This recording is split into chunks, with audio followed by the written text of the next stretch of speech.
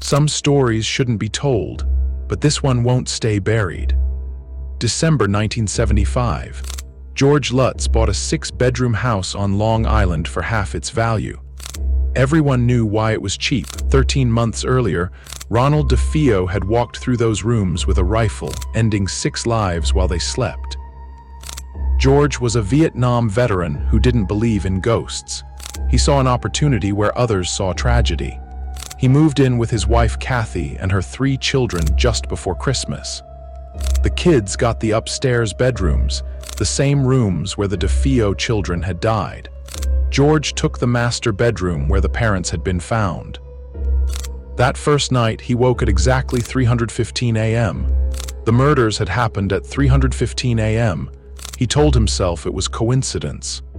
But the next morning, he woke at 3:15 a.m. again, and again. For 28 mornings straight, George's eyes snapped open at the exact minute 6 people had stopped breathing. He started staying awake, watching the clock, feeling the temperature drop so fast he could see his breath inside his heated home.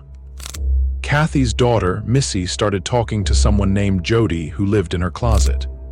When asked what Jody looked like, Missy drew a massive figure with red eyes and a pig's snout, perfectly matching the demon DeFeo claimed told him to kill. The little girl had never heard that story.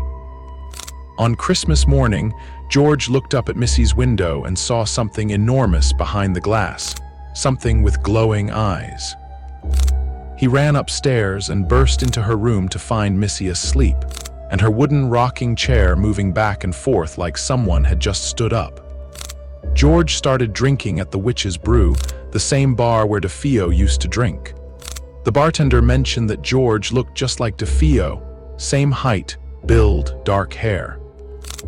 George went home, stared in the mirror, and realized he was living in a dead man's house, sleeping in a dead man's bed, waking at the exact time that man became a killer. On January 14, 1976, exactly 28 days after moving in, the family fled in the middle of the night, leaving everything behind. They never went back. When asked what drove them out, George would only say the house wanted them to stay. And he knew if they stayed one more night, they'd never leave. The house still stands. New owners say nothing strange happens, which means either the Lutzes made it all up, or the house got what it wanted and doesn't need to hunt anymore.